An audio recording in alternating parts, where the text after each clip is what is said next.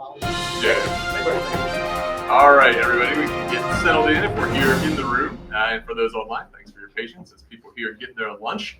My name is David Buckley. I'm professor of political science, Paul Weber Endowed Chair here in the department, as well as director of the Center for Asian Democracy, which is what brings us all here today. Thanks so much for being here in person and online.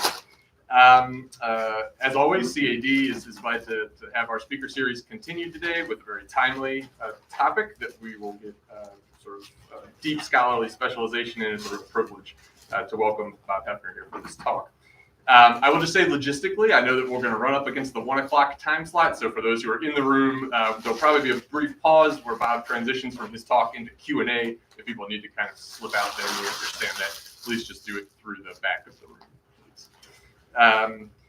Without any further ado, Robert Hefner is professor in the Department of Anthropology and the Pardee School of Global Affairs at Boston University. He was the longtime co-director or assistant director or director in different capacities of the very important Institute on Culture, Religion, and World Affairs at BU, along with Peter Berger.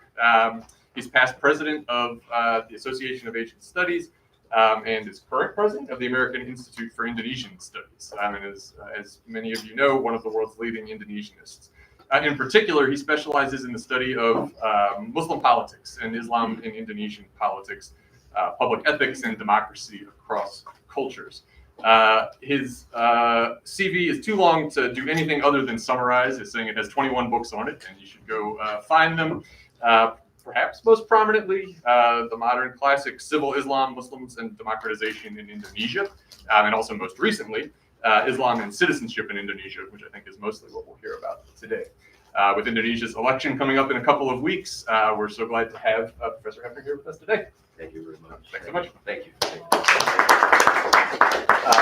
Thank you very much, David. It's a great pleasure to be here, and I want to thank David and the staff here for doing such an excellent job in receiving the actually one of the most comprehensive invitations and thoughtfully put together summaries of where to go and what to do that I have ever encountered. So thank you very much. I'm just back from Indonesia. Greatest evidence of that 4 days ago. The greatest evidence of that is I woke up this morning and looked around my hotel room and thought, what am I doing today? And I was thinking to myself in Indonesian, thinking I was going to have to prepare a speech. And then I was like, oh no, I'm not in Indonesia. So there are those kinds of jet lags phenomena, and I hope I can overcome them because my brain literally is not functioning entirely well. I don't travel well in the sense that I don't sleep on planes. So I'll try not to doze off in the middle of my presentation, but I may not be quite too inspiring. But at any rate, to begin, I'll be focusing on Islam, yes, and begin with some general observations. As many of you probably know, it's become common in recent political commentary to observe that over the past decade, there's been a marked decline in the quality of democracy in the Western world, as well as in many of the democracies of the global South. No less serious and more directly related to what I'll be talking about today, the once celebrated Arab Spring that in the early 2010s was expected to usher in a cool breeze of democratic reform had by 2013 given way to a bleak Arab winter. Beyond the Arab Middle East, of course, where only 20% of the world's Muslims live, as you all probably know, several of the Muslim majority nations, the democratic theorists like my friend, the late Alfred Stefan and Graham Robertson, had once regarded as solid democratic performers, countries like Mali, Bangladesh, and Turkey, have recently experienced a notable decline in the quality of their democracy as well. As these and other examples show, the struggle for democracy and inclusive citizenship in large swaths of the Muslim majority world has in recent years taken a decidedly downward turn. Again, contrary to what was widely hoped in the early 2010s. It's against this background, this comparative political background, that I want to reflect today on the situation of Muslims, democracy, and citizenship in the Southeast Asian nation of Indonesia. With its 280 million citizens, 87.3% of whom are Muslims, Indonesia is the most populous Muslim majority country in the world, although Pakistan is moving up very quick and may have just recently surpassed it in terms of its total number. It's also, Indonesia is also the third largest democracy and arguably the most effective functioning democracy among Muslim majority countries. Now, Indonesia's achievements in matters of electoral democracy has coincided, however, with less auspicious developments with regards to matters of citizen equality. Democracy and citizen equality are not mutually guaranteeing. As political theorists have long explained, and as the history of the United States with its treatment of African American minorities shows quite well, electoral democracy alone does not guarantee that citizenship will be enacted in an inclusive and egalitarian way. In other words, a nation can have a free and well-functioning electoral democracy while implementing a regime of differentiated citizenship, to use Gene Beeman, the political scientist Gene Beeman's phrase, and effectively discriminate by distinguishing full citizens from those deemed of lesser standing. And it's a differentiated outcome of this sort that had seemed to be gaining ascendance in Indonesia in the early 2000s as it returned to electoral democracy after 33 years of authoritarian rule. Even as the country held remarkably free and fair elections, which it's continued to do, it witnessed an upsurge in acts of discriminatory violence against Muslim and non-Muslim minorities. Among the Muslim minorities, the Shia and Ahmadis, who represent a very small, less than 2% of the total Muslim population of Indonesia. The 2016-2017 Islamist campaign to oust the Chinese Christian governor of Jakarta was one particularly tragic example of this regressive turn. Now, in the face of uncivil Muslim supremacist developments like these, a few years ago, one of the most distinguished Western analysts of Indonesian Islam, the Dutch anthropologist Martin van Branussen, concluded that since the early 2000s, Indonesia has experienced what he described as a conservative turn, his phrase, in matters of democracy and Muslim politics. I quote him here. The transition from authoritarian to democratic rule in Indonesia has been accompanied by the apparent decline of the liberal Muslim discourse that was dominant during the 1970s and 1980s, and the increasing prominence of Islamist and fundamentalist interpretations of Islam, end quote. Since Van Branussen wrote his essay, longtime political analysts like the Australian political scientists Eva Warburton and Ed Aspinall have reached similar conclusions with regards to the quality of democracy in Indonesia as a whole, similarly seeing a marked decline in that quality.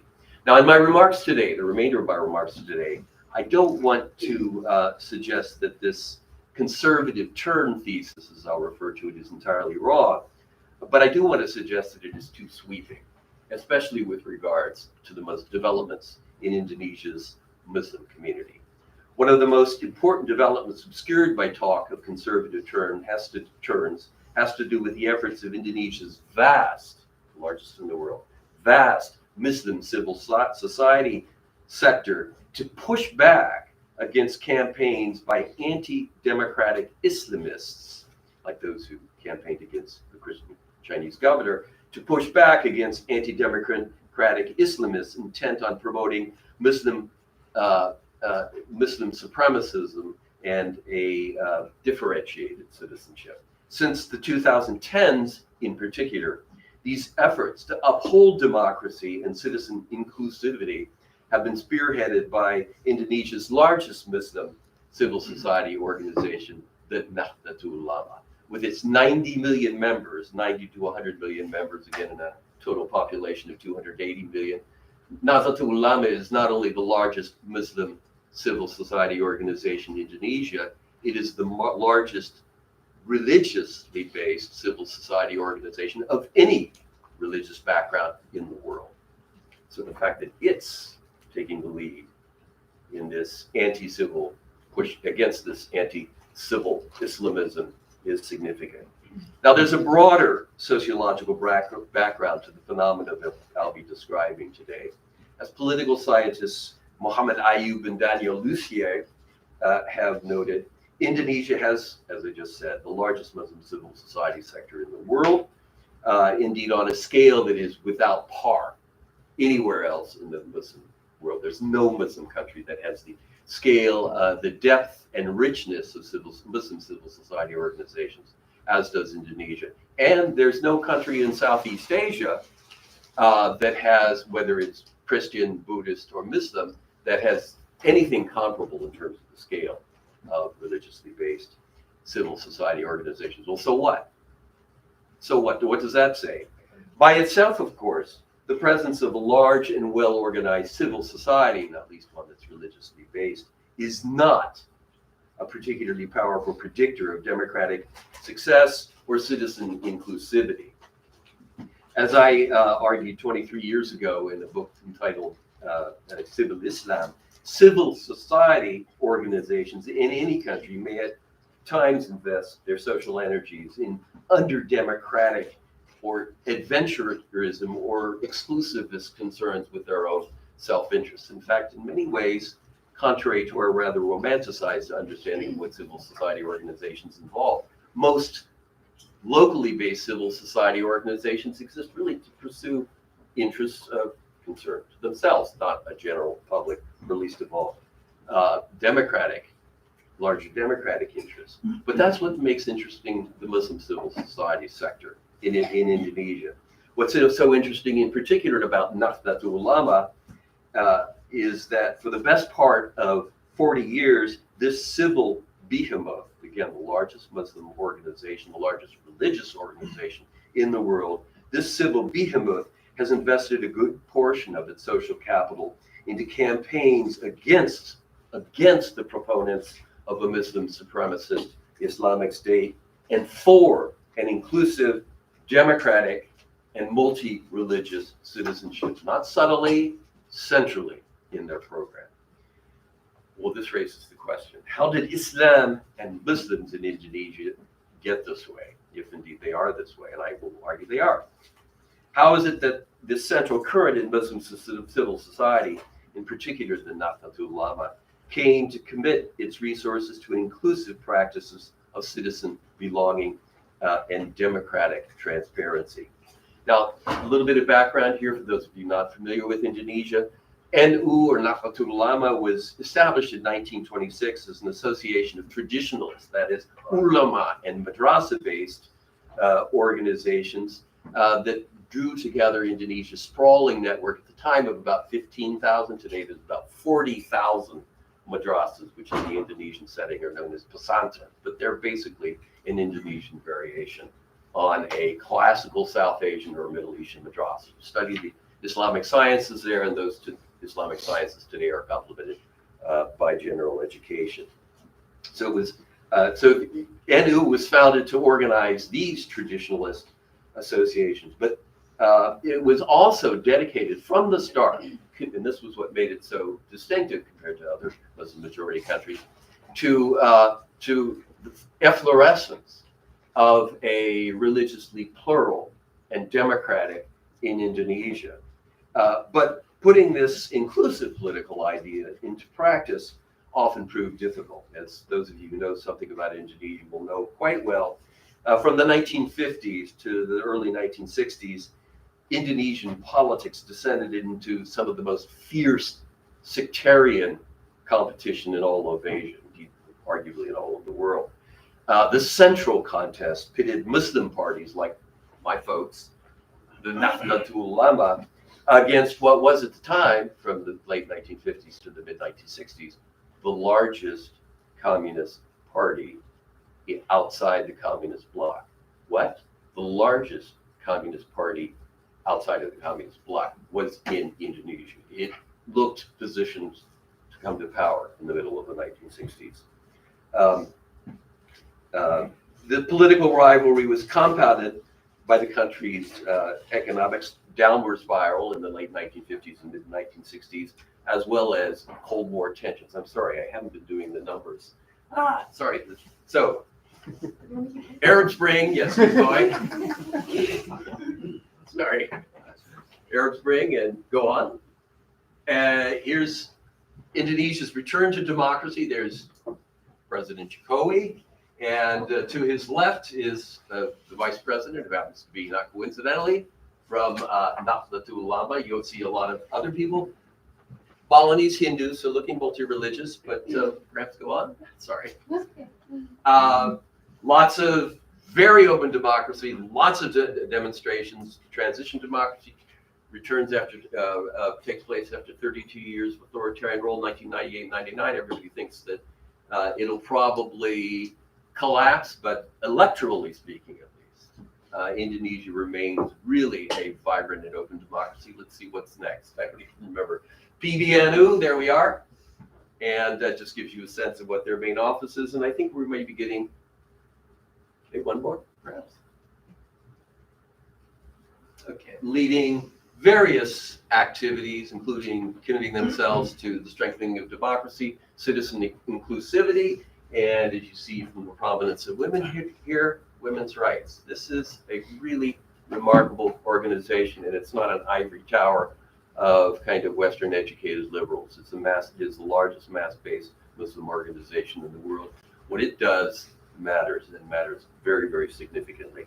So in any case, the competition that I was talking about in the late 1950s and 1960s took an especially deadly turn in the aftermath of the failed leftist officers' coup on the night of September 30th, 1965, in which anti-communist generals were killed by left-wing lower-level lieutenants. The Army command blamed the coup attempt on the Communist Party. The Communist Party was probably somewhat involved, but not directly.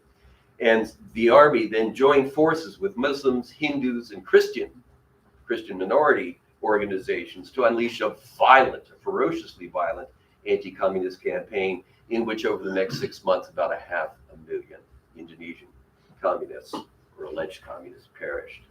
As a result of these and other developments, by 1966, Indonesia's profound tradition of democratic Islam and multi-religious citizenship seemed to have collapsed, and Indonesia itself as a country looked like one of the countries in the Muslim majority world that was least likely to ever experience any kind of transition to democracy.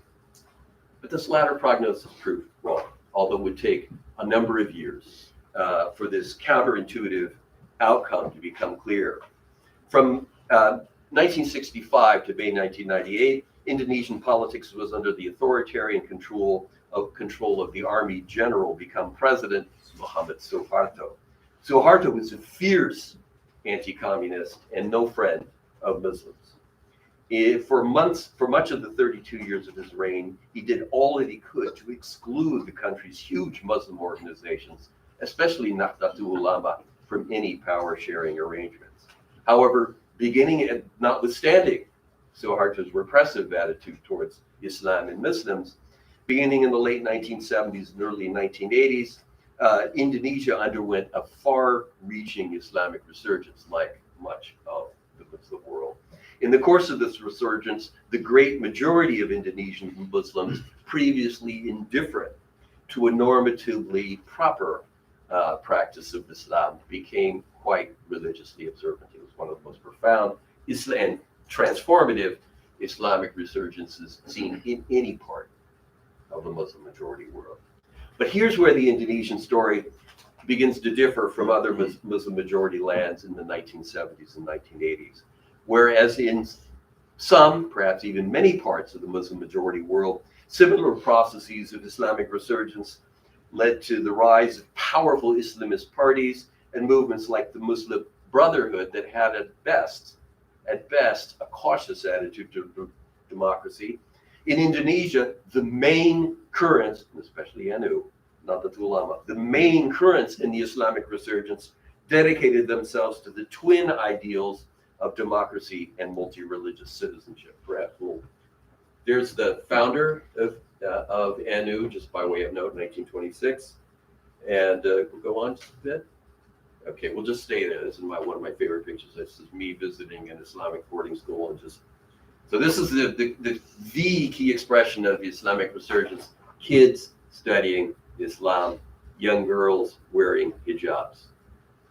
It's not Islamic State, but it is transformative of everyday sociabilities, gender styles, and the like. With, however, I'm not going to get into this today, but I do want to emphasize heightened women's participation in public affairs and public employment.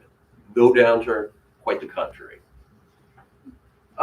This trend of, that is, the commitment of the Muslim majority community to democracy and multi-religious citizenship achieved a particularly remarkable effervescence with the ascendance of the late Abdurrahman Wahid to the executive leadership of NU in 1984 and then to the presidency in 1999.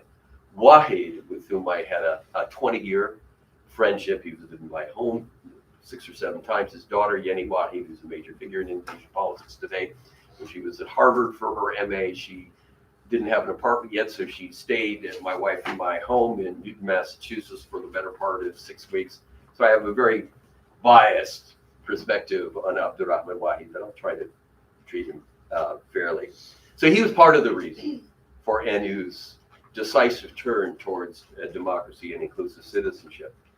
It is important to note that in emphasizing the rationale, that in Wahid's emphasizing his commitment to multi-religious citizenship and democracy, he emphasized that it was also important to present Islamic rationales for that you couldn't just, if you will, convince the Muslim community of the virtues and propriety of democracy and multi-religious citizenship on secular liberal grounds. On the contrary, so he was a Democrat. The rationales he mobilized were deeply religious. Wahid, in particular, also believed that no effort to make Muslim politics democratic and inclusive could ever succeed unless it took on the more specific normative task of reforming the ethical legal heritage at the heart of Islam, which is to say the science of Islamic jurisprudence, which is known as fiqh or jurisprudence, very central to Muslim traditions of law and ethics. I won't, again, burden you. I hope you're at least somewhat familiar with jurisprudence and its centrality in Islam. Fiqh is a field of Islamic scholarship often referred to as the queen of the Islamic sciences and a master guide for Islamic ethics, especially those that have to do with relations with non-Muslims. Although classical fiqh, which was formulated between the 10th and the 15th centuries, Common Era, although classical fiqh extends rights of protection to those categories of non-Muslims identified as protected minorities or dhimmi or zimmi, it does so in a way that makes clear that non-Muslims can never be truly equal citizens with Muslims. There's no hesitation about that at all. Fiqh also offers few discursive resources in support of modern democracy. It's a complex argument, but I'll just leave it there. Wahid, then, back to Abdurrahman Wahid, was keenly aware of these anti-democratic and anti-inclusive legacies in Islamic jurisprudence. And from early on in his career, he sought to take them on directly from within the tradition. Remember, he's from the largest Islamic traditionalist organization in the world. In the late 1970s, Wahid proposed that Islamic ethics and law, that is fiqh, be reformulated in a manner compatible with the principles of modern democracy, the modern nation state, and an inclusive multi-religious citizenship. But it was just an appeal, not yet delivery. Although initially most of the NU leadership opposed the young Wahid's brash proposal, it was eventually adopted by the NU and indeed formally endorsed in November 1992. By the time Indonesia returned to democracy in May 1998, Wahid and other NU leaders' proposals for a reformed Islamic ethics had been embraced by the great majority of Muslim politicians and intellectuals in Indonesia. Remarkable in comparison to just about any other Muslim majority land. That said, the task of reforming Islamic jurisprudence was not yet finished. Islamic jurisprudence, or fiqh, is a voluminous and multi-stranded discursive tradition. Any effort to reform it stands little chance of becoming successful if its reform-minded products are not communicated to and eventually accepted by a significant number of Islamic scholars, both within and beyond Indonesia. You can't just do it yourself. There's a broader Muslim world. It is precisely these two tasks that have been pursued by Wahid's colleagues and successors at NU since the late 1990s. One figure, arguably the key intellectual and political actor to this initiative, has been an NU scholar who today also happens to be the newly elected head of Nahdlatul Ulama, that is Kiai Haji Yahya Kolia Stakov, the man I just visited. It is his efforts, Stakov's efforts, to which I'll dedicate the remainder of my remarks today. So he is the new head of the NU, and he is ardently committed to this reform of Islamic ethics so as to make a democratic and inclusive Islamic politics sustainable and discursively justified. Beginning in the 2000s, I'll talk a little bit about what he did. Beginning in the early 2010, Stakov and his allies in the NU leadership barnstormed across Indonesia, appealing to Islamic scholars to recognize that a key obstacle to any attempt to realize democracy and plural citizenship in a sustainable way is what Stakov himself called obsolescent, he used the English term, obsolescent aspects of Islamic fiqh. I would never use that term in talking about classical features of Islamic jurisprudence, but he did. Obsolescence in Stakov's term, and its severe tone underscores the seriousness of the ethical legal reform Stakov feels is required to make Islam and Islamic jurisprudence democratic. In publication after publication, Stakov makes clear his conviction that without the reform of jurisprudence, the Muslim world's efforts to formulate a democratic and fully inclusive practice of citizenship will remain vulnerable to challenges by anti-democratic Islamists who claim that any affirmation of equality across religions is un-Islamic because contrary to Islamic law. You just have to look at the statements that were presented by Al-Qaeda and ISIS to realize fiqh is a major part of, if you will, the rationale presented by groups like this against democracy and citizen equality. It was against this background that beginning in the 2010s then, the leadership of Nahdlatul Ulama and its youth wing, Ansur, that's another story, undertook a far-reaching reformulation of Islamic jurisprudence so as to bring its core values again into alignment with democracy, equal citizenship, and women's rights. One of the earliest products of these efforts was presented on May 9th and 10th, 2016, when NU hosted not a national, but an international summit of what they called, I wouldn't use this term, moderate Islamic leaders in Jakarta. The event drew no less than 300 leading Islamic scholars from some 30 countries. At the summit's close, the NU's Central Board issued a 16-point declaration. The statement condemned the growth of Islamist extremists, they had ISIS and Al-Qaeda in mind, extremism around the world, decrying in particular the brutal violence against non-Muslims unleashed by groups like ISIS and Al-Qaeda, again in the name of Islamic resurgence. 3 days later, the NU's Ansar youth movement joined with Stakov's Sufi-oriented Bait Ahrama to issue a 3-page statement with an even more urgent appeal for a far-reaching reform of Islamic jurisprudence, again, the queen of the Islamic sciences.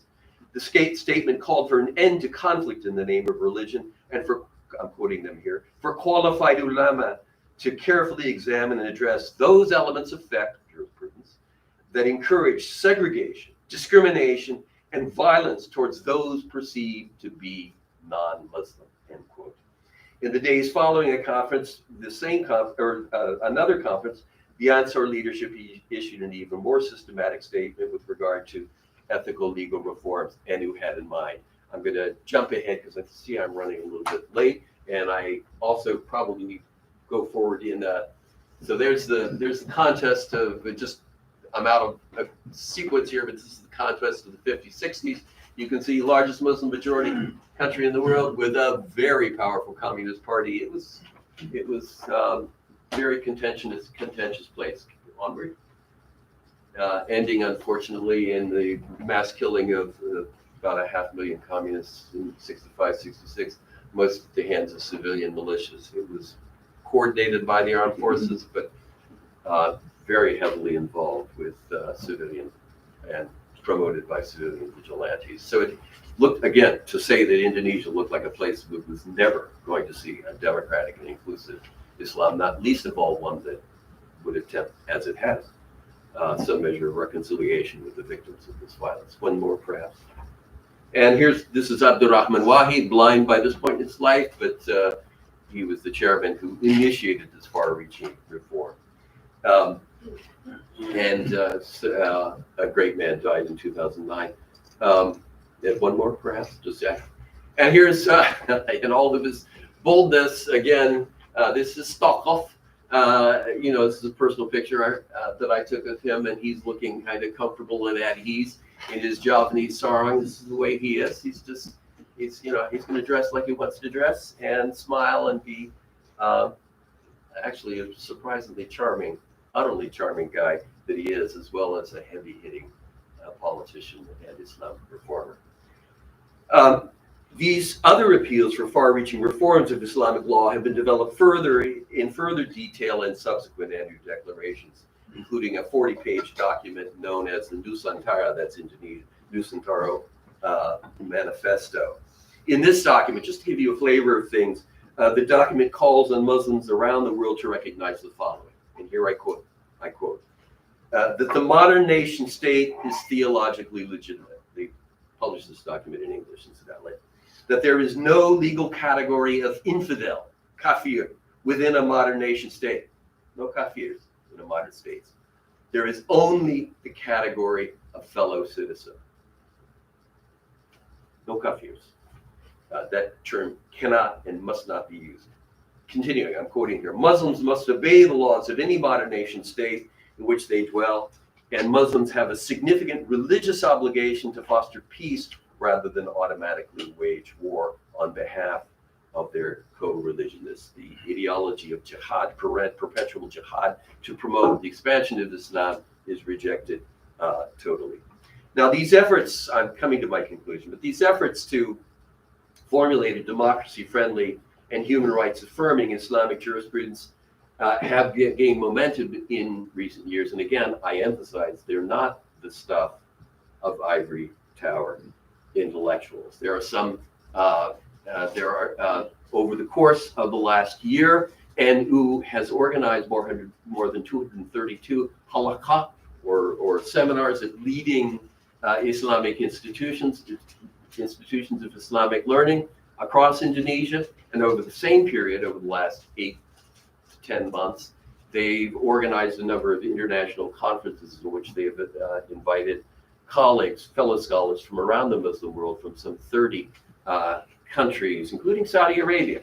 That's a story I don't get into here, but I'd be glad to in the discussion, to come and, if you will, observe and participate in their proceedings, in particular with regards to their appeals, not just for an Indonesian reformation of Islamic jurisprudence, especially the jurisprudence of citizenship and democracy, but for a global resurgence. They've taken their campaign to Saudi Arabia. The Saudis, for those of you who know Saudi Arabia, I met at the NU conference in November of last year, Mohammed Al-Isa, who's the head of the Rabita al-Islam, the largest Saudi organized Muslim organization in the world. And I asked him directly, I said, what's your relationship, your attitude towards what NU calls humanitarian Islam, which is this democratic, inclusive, non-kafir, discriminating Islam? And he looked at me and smiled. We were speaking in English. He looked at me and he smiled and he said, "We'll see." And I think that's where the Saudis stand, but it's the fact that they have engaged in a degree of the collaboration that they have is nothing short of breathtaking. There's a longer story there. Why would the Saudis even tolerate this? I can tell it. We can talk about that in discussion. So by way of conclusion, I'll have just two rather generic conclusions. The first is that in both word and deed, NU officials, Nahdlatul Ulama officials, has demonstrated that they understand, they are convinced, I think rightly, that we live in an age when, contrary to the forecasts of an earlier secularization theory, religious values and organization have not declined or been pushed from the public sphere, but continue to play a central role in public affairs of many countries, not least those Muslim. For the greater part of humanity, and certainly for all of the Muslim majority countries of the world, there can be no global peace and no achievement of democracy and citizen inclusivity without the reformulation of religious rationales for human rights, democracy, and a rules-governed international order. And for Muslims, and the officials say, this requires a radical reformation. And they use the term radical reformation of Islamic fiqh or jurisprudence. Second and last, ANO leaders have made clear that their conviction that that in an age of interreligious tensions and conflict, the task of promoting democracy and citizen inclusivity cannot be limited to, they're convinced, cannot be limited to Muslims alone, but must be shared by people of, and they use this phrase, all civilizations, secular as well as religious traditions. Civilization, ANU's document for global civilization makes clear that the reformation it promotes is one that must in particularly be carried out by intellectuals and public leaders in all religious organizations. At the heart of such efforts must be the conviction that, and I quote them here, this is a point to which they come back again and again, quoting them, regardless of background, every human being is equal to every other in dignity and rights, and the end quote. And the principle is to be realized by people of all faiths by, and here I quote them again, recognizing the legitimacy of the Charter of the United Nations and the United Nations Declaration of International Human Rights. Okay, so what? So what? Note the small cross-cultural irony at the heart of this latter commitment, their commitment to the UN and international human rights. They have made this commitment at a time in which many Western secular intellectuals have grown skeptical of the efficacy of such programs.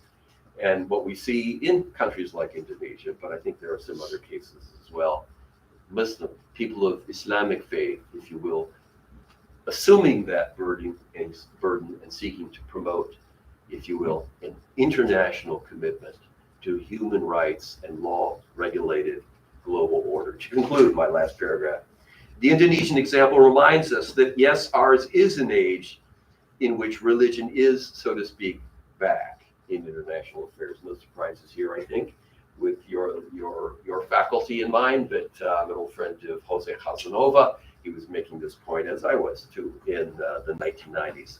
Religion is back. But the ANO leadership makes clear a second and no less important fact.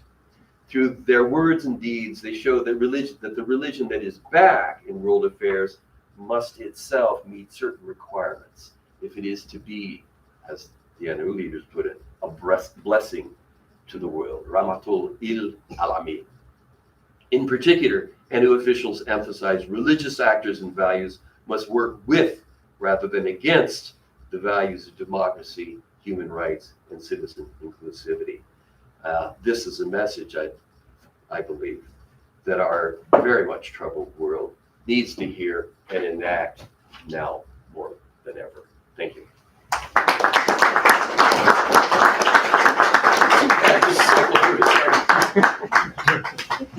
International outreach. So they're taking the campaign international. This was an event I attended. You can see the Londo, it's like the Dutchman and the audience there. So Humanitarian Islam. So Western scholars are starting to pick up on it, write about it.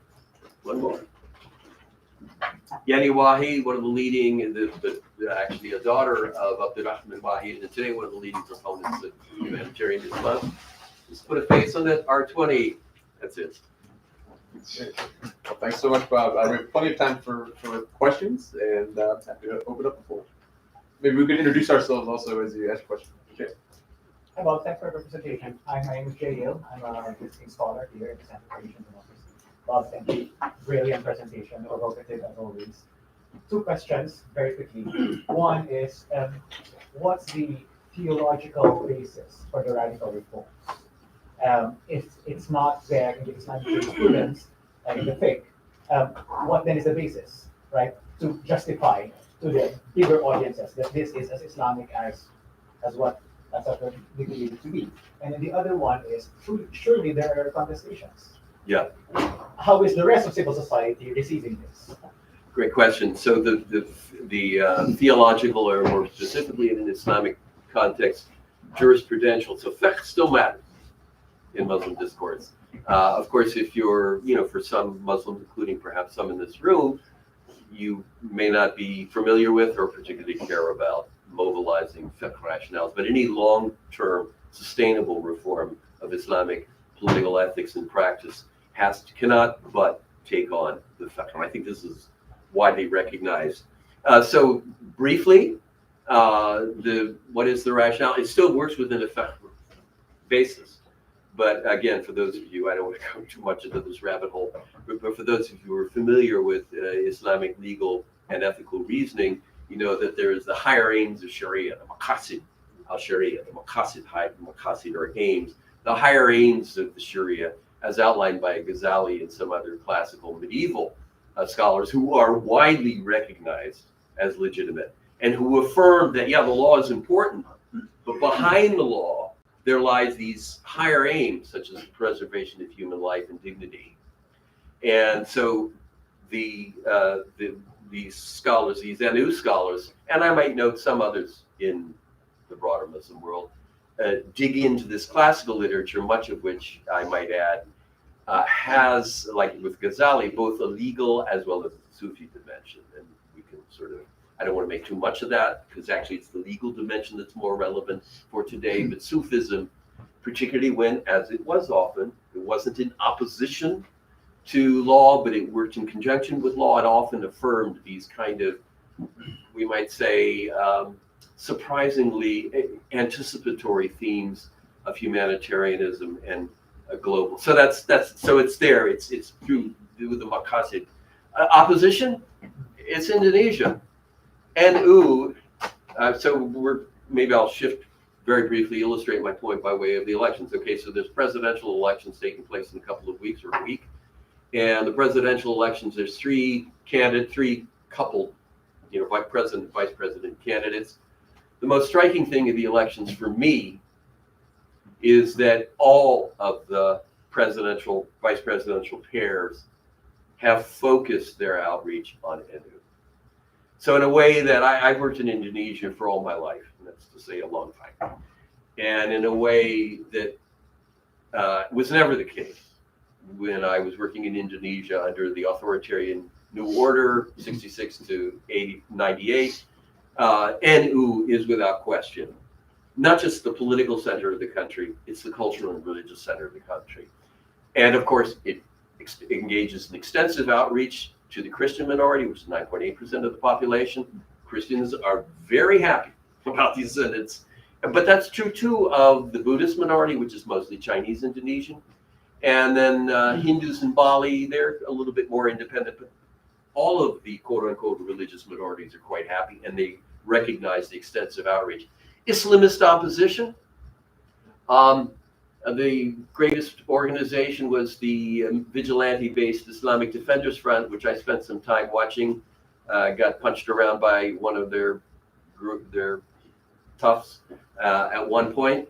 But they have been very, very effectively, and it's not all just talk. And when the Front Islamic Defenders Front, which was banned 2 years ago, would hold campaigns, outside a Christian church, because they used to do that. They used to hold rallies outside Christian churches so as to intimidate Christian worshipers, and who would deploy a force 5 times the size. So the NU's guarding of churches was one of the first during religious observances in the face of Islamist toughs. And these guys were toughs, because most of them were recruited from the ranks of just street toughs. They weren't really ideological Islamists. They were people paid. They were hired.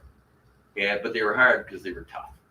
And in the face of, an NU force that was 5 times the number, activities like that diminished. And eventually the government took what many scholars of Indonesian democracy, particularly in Australia, regard as an excessively illiberal measure, and they banned the FPI. I don't even want to say I'm neutral on that. I actually kind of agree. I thought it was within the realm of democratic but we can talk about that. So in short, here and there's some underground Islamists, and there will be a bombing or two. Islamism is off the map in terms of its influence. Its share of the national vote in Indonesia is free and fair elections. Even moderate democratic Islamists is about 7-9%. These are good guys. I know these people. It's in the Islamic Justice Party. It's like Erdogan's. They get Erdogan in Turkey, and they get about 7% of the vote. And then again, and they're all for democracy and stuff, but they do want a measure of Muslim supremacism in public affairs. They don't do well. I don't know if you can talk. So there's some of the classic scholarship on Islamic democracy is like aware of Indonesia that says things like, effectively, those aren't the Muslims who matter the most. It's a one-way street of influence from the Arab world to Southeast Asia, not the other way around. Let's be real. Yeah. It sounds like you're talking about that starting maybe to change, and it's not so much Indonesian exceptionalism anymore as maybe kind of international networks. I mean, what do you see as the most promising paths for potential influence of groups like Yemen internationally? I'm not like Saudi Arabia seems like a pretty tough hill to climb actually in terms of the first places to try to influence. Well, I since this is being live streamed, I can't give direct quotes of my talks with Stockhoff and his talks with the Saudis, but as you heard me say with my conversation with Mohammed al-Jisha, the Saudis are very keenly aware of two things. One is they're going to have to change. They know that. Anybody who studies Saudi Arabia and has listened to what the Saudis have been doing they recognize the world is changing, whether it's in terms of the restructuring of their economy, the opening to tourism, a whole slew of things. But it also has a religious component. But the religious establishment in Saudi Arabia is not like that. I mean, Anu is the religious establishment, and it's very different. But so what one has, and just to cut to the conclusion, based on my sense of things and my conversations with Anu people talking about what's happening in Saudi Arabia, is there's a split, but it's not a kind of worrisome split. It's a fairly understandable split between those people who say no, we don't need Indonesia, and then a community of people who say, and this includes major leaders like Mohammed al-Isa, who is theologically regarded as a conservative, who say, no, we need Indonesia. We need to break out of our isolation, and that is how the word they use. And begin collaboration with groups like Nahdlatul Ulama, not groups like Nahdlatul Ulama. Nahdlatul Ulama is almost alone. It is the largest religious organization, Muslim or non-Muslim, in the world. They know that. And it's finally, the fact that the Vatican has also reached out to Nahdlatul Ulama. The International Evangelical Organization has all sorts of meetings and collaborations. Nahdlatul Ulama has joined the Centrist Democrat International. Some people might have raised their eyebrows about that. It's kind of a political commitment.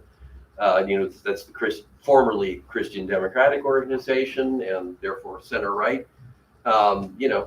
One can talk about that, but lots of people want to get into partnerships with Nahdlatul Ulama, and Nahdlatul Ulama wants to bring about those partnerships with lots of people. So far, it's gone astonishingly smoothly. What was the second question? No, Okay. Yes, please.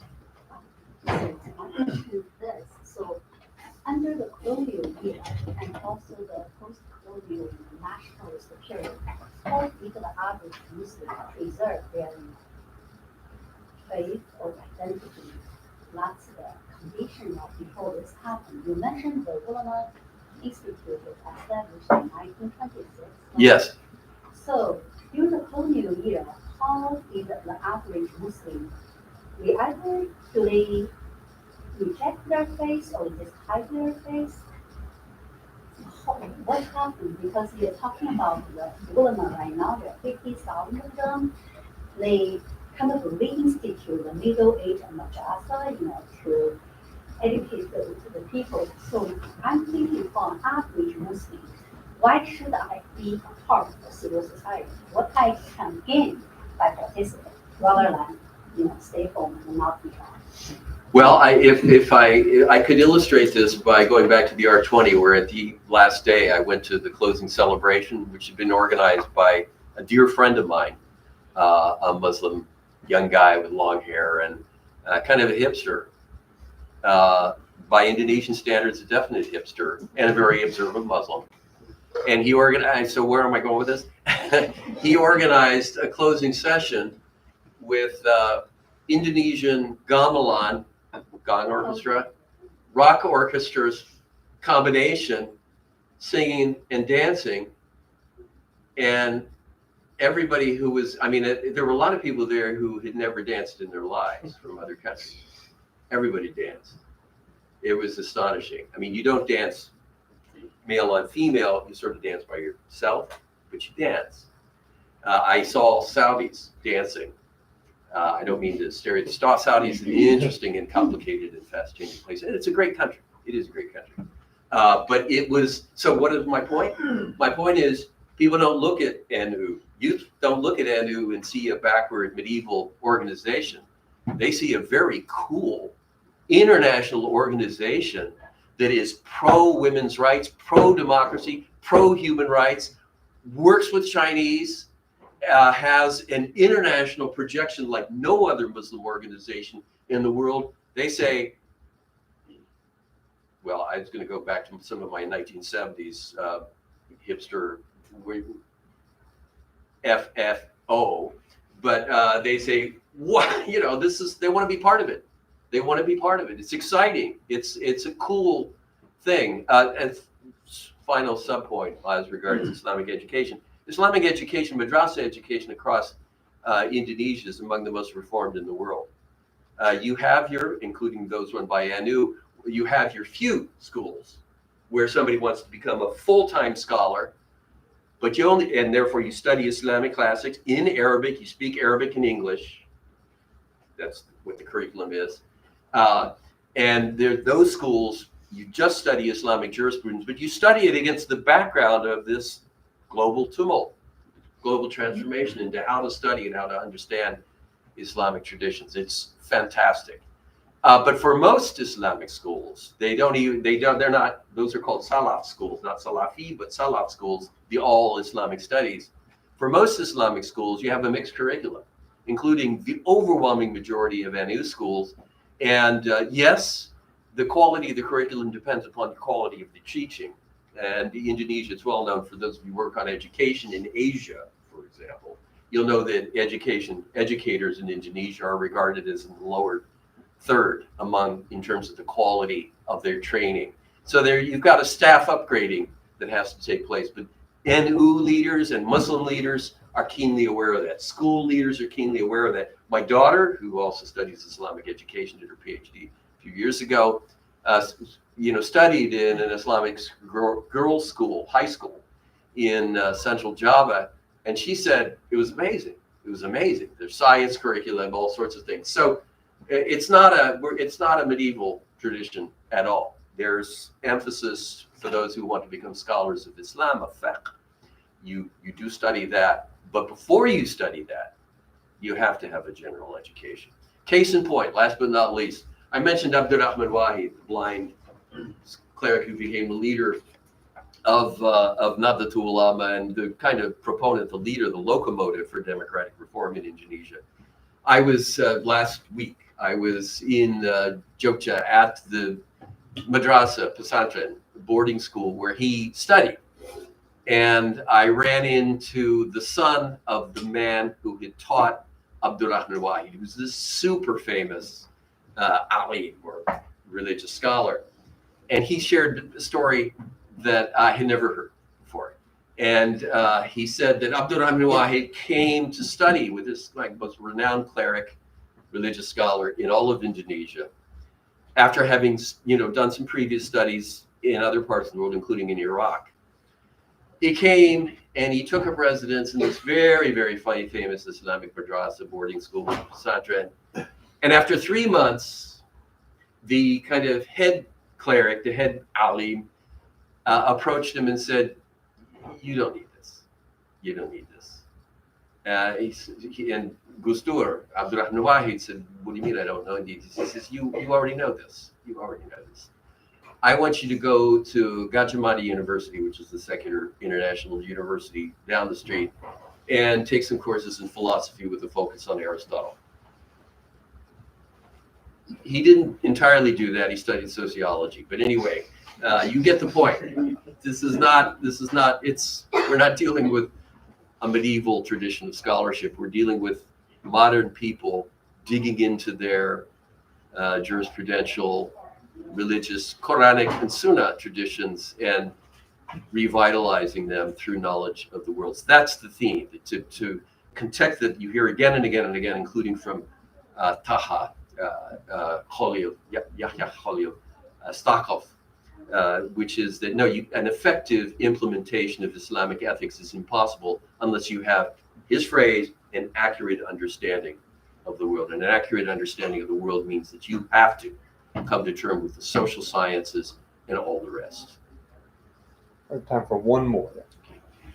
Well, I would agree with Dave about the issue of Saudi Arabia and pushback there.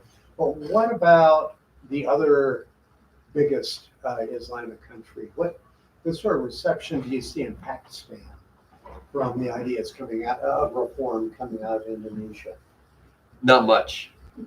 And I say that glibly because time is short. You reminded me. But and not because I don't have, Pakistan is a remarkable place because if you look at it historically, as I'm sure you know, it early on had some of the most remarkable independent-minded Islamic intellectuals anywhere in the world. But as a result of the politics of Islamic education in the country and the rise of a kind of populists, I don't want to be too glib about this, but what we might call a kind of populist reinterpretation of Islamic education, the remarkable tradition of high scholarship for which Pakistan and India generally was known, was pushed to the side in Pakistan. In India, it's alive and well. It was pushed to the side in favor of more conservative, regimenting varieties of Islamic education. That's too simple. That's too unfair. Pakistan still has remarkable vibrance, but if you look at what takes place in madrasas across Pakistan, it's not Indonesia. And if we look above all at mass-based organizations in Pakistan, you see nothing that corresponds to this Renaissance Muslim organization, Nahdlatul Ulama. It is, okay, I'll end, final sentence. I think Nahdlatul Ulama is one of the most important and remarkable, I'm biased, but I say this as an objective comparative religion scholar, religion and politics scholar. I think it's one of the most remarkable and important developments taking place in the world today. Thank you. And we're so lucky to have you with us to share. Thank you, Bob. We're going to share some small tokens of our thanks for being here from CAD. Thank you so much, and especially for coming here so soon after getting off a very long flight.